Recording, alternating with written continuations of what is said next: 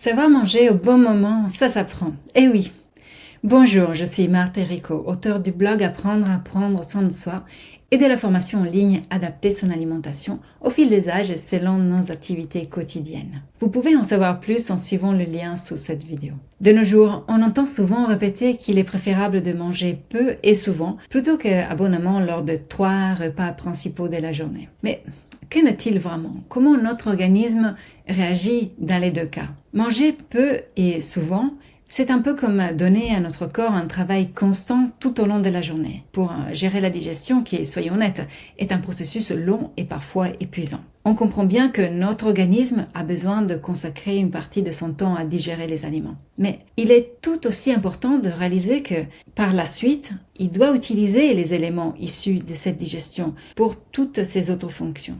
En d'autres termes, une fois que les protéines se transforment en acides aminés, que les lipides deviennent des acides gras et que les glucides se convertissent en glucose, tout cela doit être utilisé pour l'entretien et la réparation de notre corps. C'est pourquoi il n'est pas vraiment sain de solliciter trop souvent l'estomac, les intestins, les autres organes qui produisent des sucs gastriques, la bile et les sucs pancréatiques. Les faire travailler en continu pour décomposer les aliments peut devenir même contre-productif. N'oublions pas que le travail, qu'il soit physique, mental ou même digestif, génère des toxines. Tout comme une machine, notre corps produit des résidus lorsque nous sommes en activité. Cela inclut les déchets issus de notre digestion qui résultent naturellement du processus de décomposition des aliments, mais aussi toutes les toxines que nous accumulons au fil de nos journées qui sont bien remplies. Pensez à toutes ces heures passées à travailler, à jongler avec nos responsabilités, à courir d'un rendez-vous à l'autre. Tout cela peut créer un véritable cocktail de stress et de fatigue. Nous mettons sans cesse notre organisme sous pression, que ce soit à cause d'un emploi du temps chargé, d'une accumulation de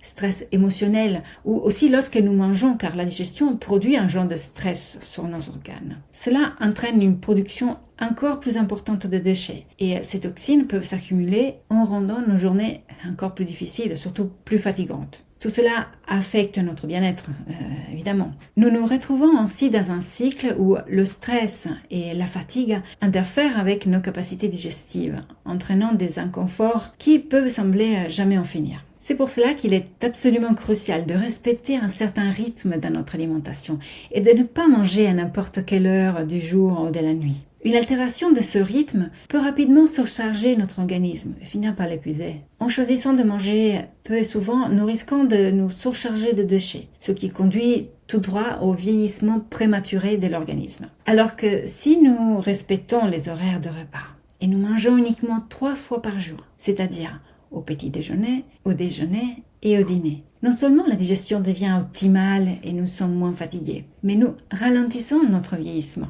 Eh oui, vous avez bien entendu, chères dames et chers messieurs, on n'arrête pas le temps qui court, mais nous pouvons tout à fait vieillir moins vite. Tout comme il est essentiel de permettre à notre corps de récupérer, de se reposer, de se régénérer par des moments de détente, du sommeil de qualité et même des pratiques de relaxation, c'est important de s'accorder du repos digestif entre les repas, tout en gardant un certain équilibre. Alors attention à ne pas tomber dans l'extrême opposé, comme ceux qui sautent carrément le repas du midi par exemple. Ça ce n'est pas du repos digestif, car priver l'organisme de ressources à un moment où il en a vraiment besoin, génère du stress supplémentaire, des efforts de la part de notre corps qui doit quand même puiser dans ses réserves pour trouver de l'énergie et des ressources exploitables rapidement. Cela va au détriment de nos organes. Et tôt ou tard, les effets secondaires de cette pratique vont se faire sentir.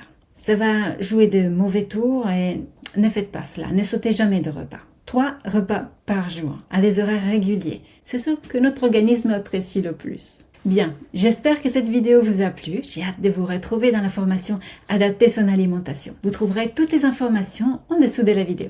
Vous pouvez également télécharger le guide gratuit Quelle eau boire pour ne plus vous perdre entre les courants et les fausses idées et commencer à hydrater votre corps pour de bon.